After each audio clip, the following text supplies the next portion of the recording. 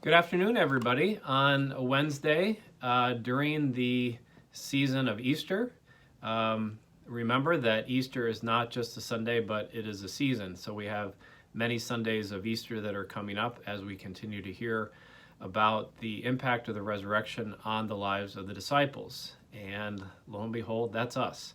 So we, of course, celebrate the resurrection as we did last Sunday, but now what does it mean? What does it mean for the world? What does it mean for us? And so today we'll be able to study a little bit more deeply what that means. Today our passage will be John chapter 20, verses 19 through 31. You will have a link on the YouTube channel to the resource that you can follow along today. And also, if you're getting this information from our webpage, there will be a bulletin link, and it will be titled Bible Study for the Second Sunday of Easter. When you're on the webpage, it's under the Resources and Worship tab, and then Sunday morning worship. I know it's not Sunday morning particularly, but it's referencing our worship life on Sunday. Then you'll see all of our videos that have been there, and you can find the video itself and again the link to the bulletin. But before we jumped into that text, I wanted to provide two words of hope and also honesty. Many of you know that I love to read. I'm just a big reader, but my memory's not so great that I can remember everything I've read. But when I read, there are quotes or statements that kind of leap out of the page in my reading. Something that I needed to hear or something that really informed me. So what I do then is I pull out this book that I've saved. It's just a simple black and red book, and I write down those quotes, and so I save them. The first quote comes from the book Gilead by Marilynne Robinson. I believe that's her name. And what she writes in the book that I wrote down years ago, it says, quote, "In valuing suffering in itself can be dangerous and strange. So I am always clear about this, that it means simply that God takes the side of the sufferers against those who will afflict them." I think that's important for us to remember that the suffering that we may go through in our life is not something to be valued unto itself. But to understand that in the suffering, that God is walking with us in that. So something to be mindful about.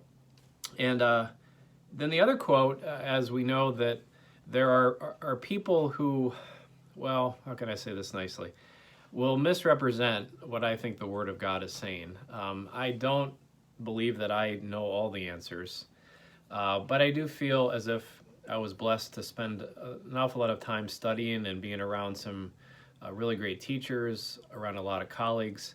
So I feel that the education that I received has been very balanced.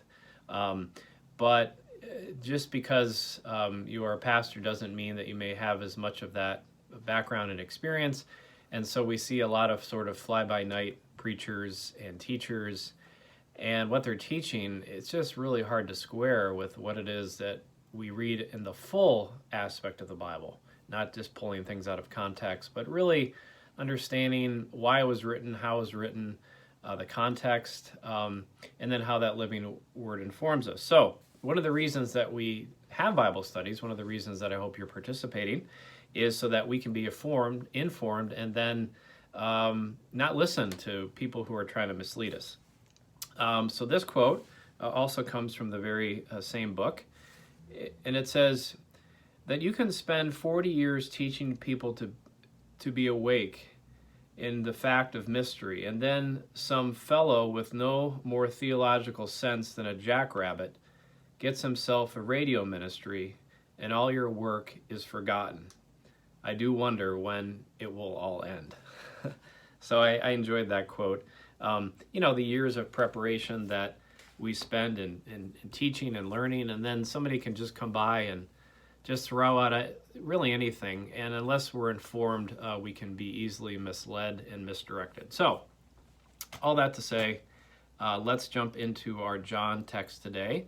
You will read it. This is the passage of John's Gospel. This past Easter Sunday, we heard the resurrection account out of Matthew's Gospel.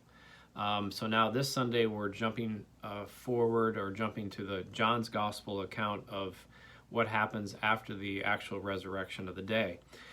This text is one that is read every second Sunday of Easter in all three of our church years, so A, B, and C.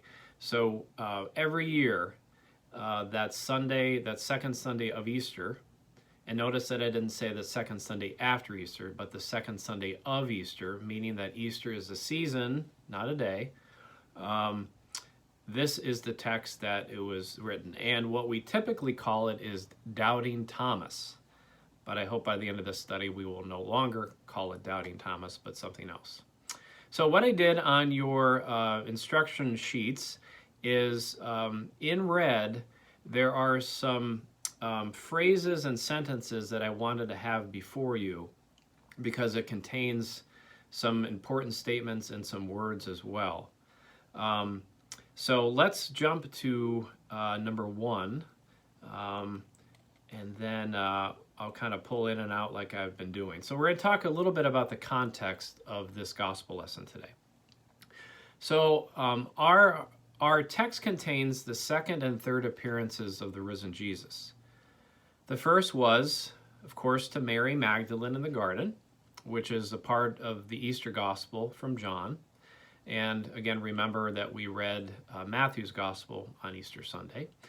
But the 3 appearances in John's gospel take place in Jerusalem. Okay, so there's 3 appearances that are happening in Jerusalem, and that's where Jesus died. The 4th and the final appearances of Jesus appears and occurs within the epilogue. So that means that there are 5 appearances of Jesus after the resurrection in John's gospel. This event happens by the Sea of Tiberias, and that is found within Galilee. So Galilee is north of Jerusalem. So Jesus, again, those first 3 appearances are in Jerusalem, and then the last 2 are found in Galilee. The writer of the epilogue says, and I quote, "This was now the 3rd time that Jesus appeared to the disciples after he was raised from the dead." So, there's a statement, either Mary was not considered a disciple or the writer could not count so well. And probably it was the fact that they were not considering Mary a disciple, which I don't think is very good. The second point that you'll also notice is that, in terms of our context, in each of these accounts, words and sites are important. Although neither Greek words, logos nor rhema, are used, and let me just step back. When we see the word word in English, behind the word word in English are 2 Greek words. The first one is logos, and the second one is rhema. Logos is a much more significant word for word. You may remember at the beginning of John's Gospel that Jesus was the Word, right? That's like a capital W word. Behind that is the word logos. But then sometimes maybe a disciple will say, and he, not Jesus, but someone else or she said some words. Well, that's a less significant theological word, capital W, but a lowercase word. So behind that word would be rhema. So the first appearance ends with Mary announcing, as she says, "I have seen the Lord," and then telling them what Jesus had told her. So that happens in verse 18. So just one verse behind our assigned passage for today. The fact that the disciples are locked in a room afraid of the Jews suggests that Mary's testimony had little effect on them. The second appearance results in the disciples telling Thomas, "We have seen the Lord." And that happens in John 20, verse 25, which is where we find ourselves on this day, which is the same phrase that Mary had used. So Thomas doesn't believe their words, probably the same reaction that his disciples had at Mary's words. So the same word is used by Jesus to Thomas. In verse 29, as you'll note, quote, "Have you believed because you have seen me?" This suggests that believing involves more than just seeing the risen Lord. Each of these verbs is in the perfect tense, which implies a past action with continuing effect in the present. They saw something in the past, and that seeing continues to affect their lives within the present. Now, this is a really important theological thing to, at least to know. Let's jump back a little bit to our early English language years. If I asked you some of the tenses, you would say past tense, present tense, future tense, right? Those are three of the most significant ones. A past event means something in the past, present's in the present, future's in the future. We got that. Now, in the Greek, though, there is also a tense that is the perfect tense. And the perfect tense is, again, as you can read there, is implies some event that happened in the past with a continuing effect into the future. So let's think about that a little bit. Let's say that I did something in the past. Let's say that I robbed a bank, right? That's something I did back in the year 1997, which I didn't, by the way. Now, that would mean that it was a past event, but more than likely, that past action, the effect would continue into the present. So I probably would have had a more difficult time getting in the seminary or, to get a job, right? So these things that we do in the past lingers in the present and into the future. So one of the neat things is when we study Scripture, we're looking for these perfect tenses, because that means that there was an event that happened in the past during Jesus' time whose effect continues within our lives right now, which is moving into the future. Okay? So sometimes we read these stories as something that just happened in the past, like an historical event. But when we think about history, the influences of history or some past event don't just end back there, but those effects move into the present and into the future. So that means that the past event of the resurrection and these disciples witnessing Jesus, those effects which happened thousands of years ago are still affecting us today. And when you think about it, it sure is, because we're having a Bible study talking about this past event that happened thousands of years ago. Okay, so isn't that interesting? Now, why are we talking about the first day of the week? We may wonder, why is it that we worship on Sunday morning? And also, too, if you pay particular attention to the details, why are the two appearances within our text this week 1 week apart? Now, you may not have noticed that, but you'll go back and read it, that we have two appearances, and they happen to be 1 whole week apart.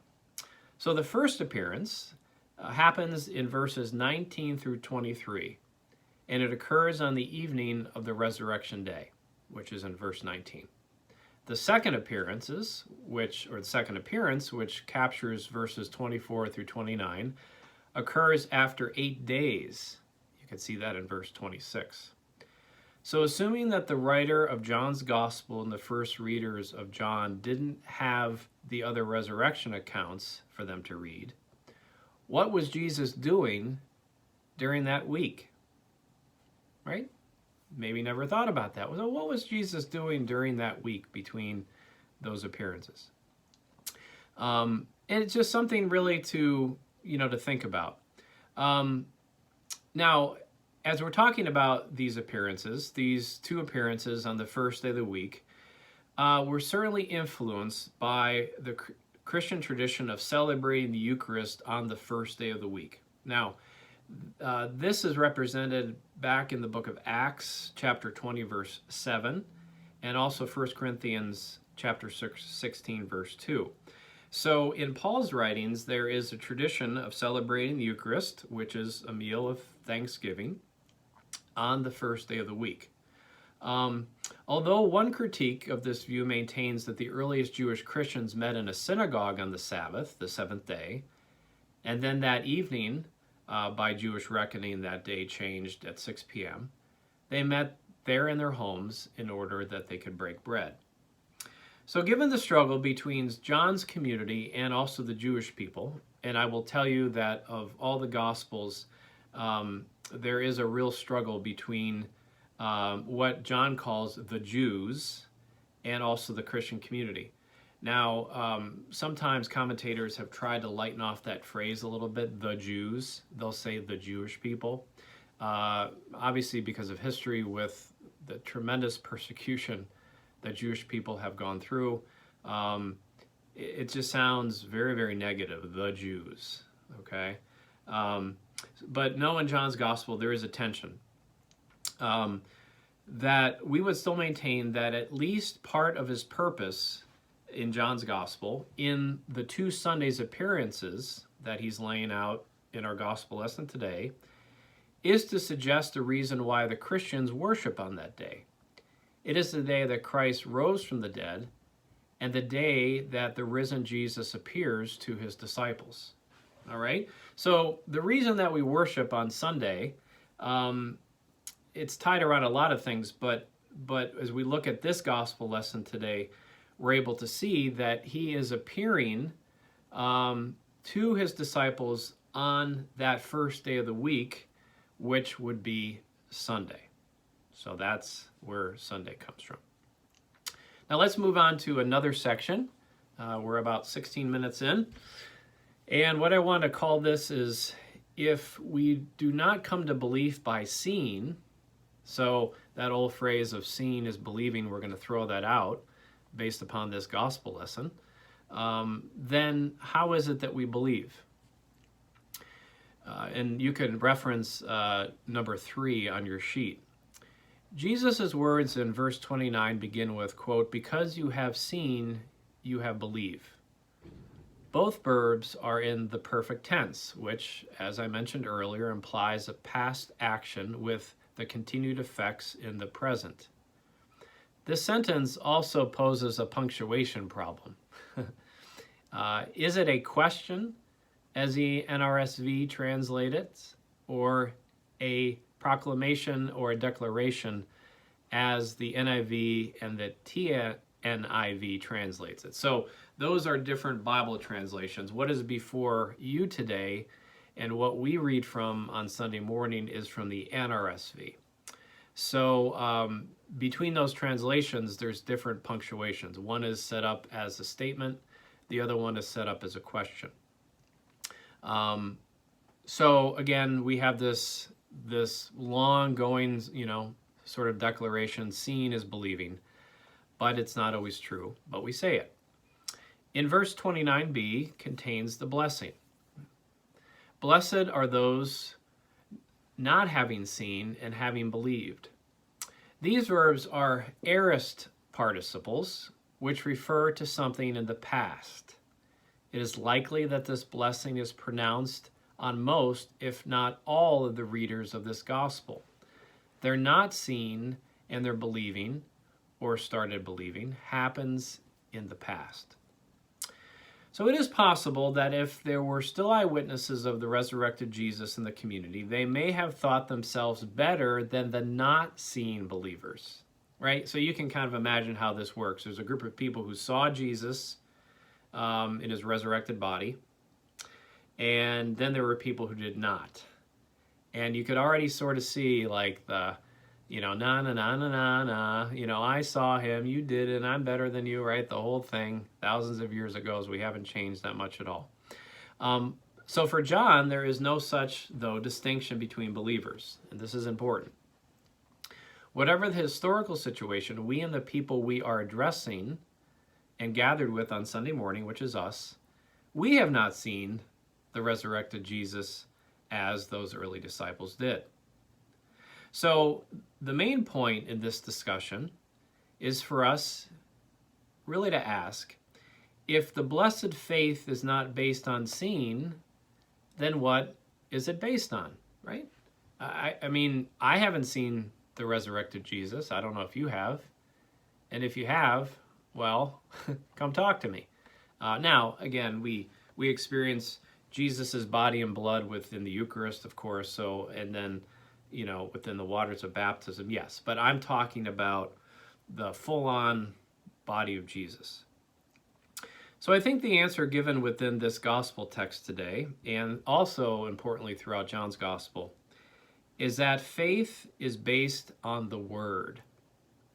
Now, and as I say the Word, that's going to be capital W, logos, not a lowercase word, rhema. Thomas should have believed the word from the other disciples. Quote, "We have seen the Lord," in verse 25. Similarly, the other disciples should have believed the word from Mary. Quote, "I have seen the Lord," in verse 18. The fact that they were still behind locked doors because they feared the Jews indicates that if they had believed the word, it didn't make any difference within their lives. Faith is not only what it is that we believe, but what difference it makes in our lives when we do believe. How about that? Just remember that. Let me read that again. Faith is not only what it is that we believe, but what difference it makes in our lives that we do believe. So, one of my, not jobs, but one of my things that I kind of get into a lot is this sense of believing, of faith. But, there's also that movement that when you believe and you have faith, you're moved out beyond these doors to be in community to share that belief with others. Not in, banging people over the head, but from a genuine, very loving way. Not forcing people to believe because of a threat, but because you're living out this love and this care, and really showing people what it is that we believe through our actions and through our lives. John's gospel is believing the word. Again, the capital W, the logos. From John chapter 1, verse 1 to John chapter 20, verse 31, John is about being confronted with the Word. First of all, Jesus as the incarnate Word, whose presence is salvation for those who believe that he is making God known for the world and judgment for those who are blind to that revelation. Secondly, I believe that this writing, this Gospel of John, is a similar kind of word. So, again, remember that very famous passage at the beginning that Jesus, is that word, is that logos, and that we come to belief not based upon seeing, but upon hearing the word, capital W, which is what we're doing here today, what it is that we do here in Community at Lutheran World Church on Sunday morning. That is the purpose of believing and also encouraging us in our belief, right? Because we all know that we have those waves. Maybe some of us are experiencing sort of that drought of the soul right now. And so this is a journey, not a perfect faith, but it is faith. And as we heard Jesus said, the faith the size of a mustard seed. So it doesn't have to be much, but it's there. It's there deep within us. All right, let's talk a little bit about the peace to you, and then I'll do a little bit of recaps, but this is probably a pretty important section. And you can reference number 4 on your sheet.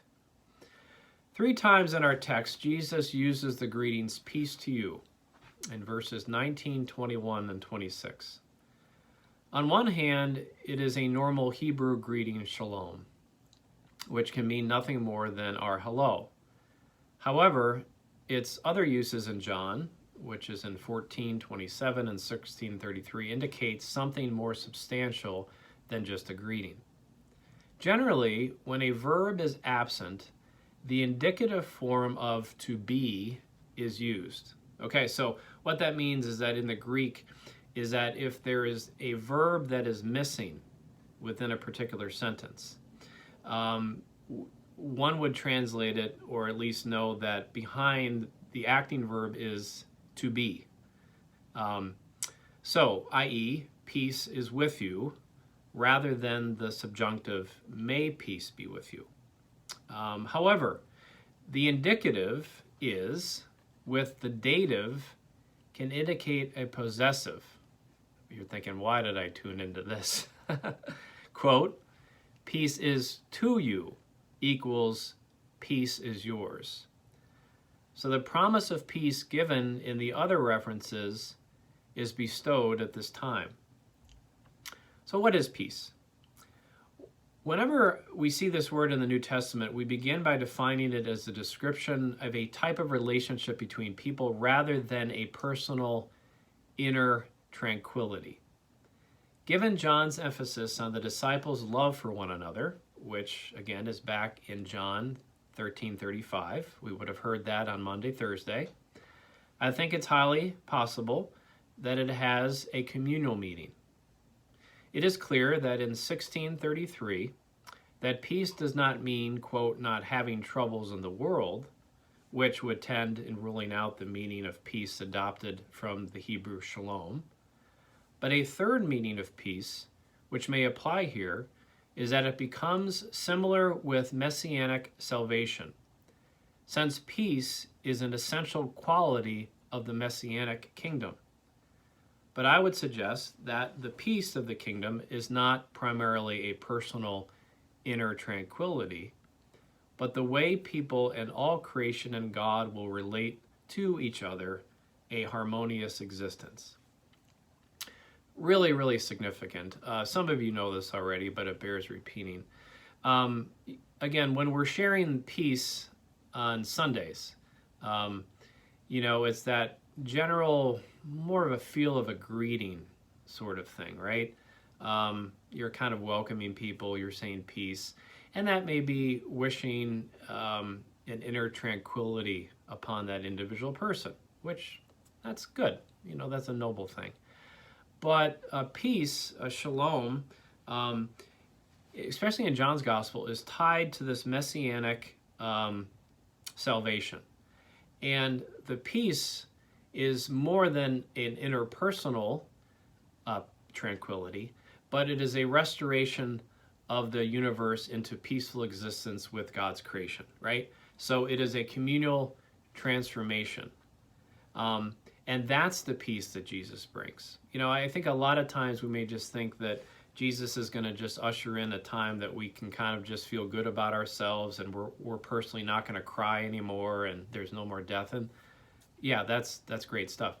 But the kingdom of God is about coming in and transforming this whole physical world, the whole cosmos, into the way that is filled with justice, righteousness, and that's the peace that Jesus brings. It is that hope of that full restoration. I'm going to skip over the other section.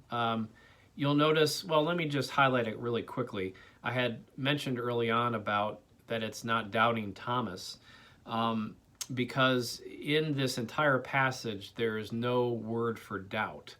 But where it would have gotten translated to doubt, very early on as people are translating, would come from the word pistos or apistos. And as you can see, the definitions for pistos or apistos is nothing to do with doubt, but it is about levels of trust. It is about being faithful and trustworthy, dependable, reliable. So epistos, which is the verb that is found within this Bible text today, would be not having trust or faith or certainty. So, and why that's important is this, that the biblical laments indicate that questioning God is an aspect of faith. If one is asking God's questions or seeking answers from God, there has to be some kind of faith that God exists and can respond. So the simple of the lament or the asking or the crying implies some trust that we will be receiving some answer, that we're talking to somebody. So Thomas's questioning, his desire to be sure, can be commended as an aspect of a faith in God. So often, and this is my final point, and then we'll end, Thomas is looked down upon because he is doubting, right? But he's not doubting, he is questioning. And the only way that we question someone is if we're interested in knowing more about a particular person, which means that we have to have some type of belief that the person actually exists or the situation exists, right? So I'm here today to kind of lift up Thomas, to shackle off the doubting Thomas, and to place ourselves that Thomas is probably more like us than anybody in here. And so rather than knocking Thomas down, rather than knocking ourselves down, we see the life of Thomas as someone that we follow, both good and bad. All right, so 31 minutes, that's a lot there. I do hope that we learn something together. I also commend you to digging around further. If there's things of more interest, if you have questions or something you want to share with me, just send me an email. We can have conversations that way. But blessings to you, and we'll be doing this again next Wednesday. Peace be with you.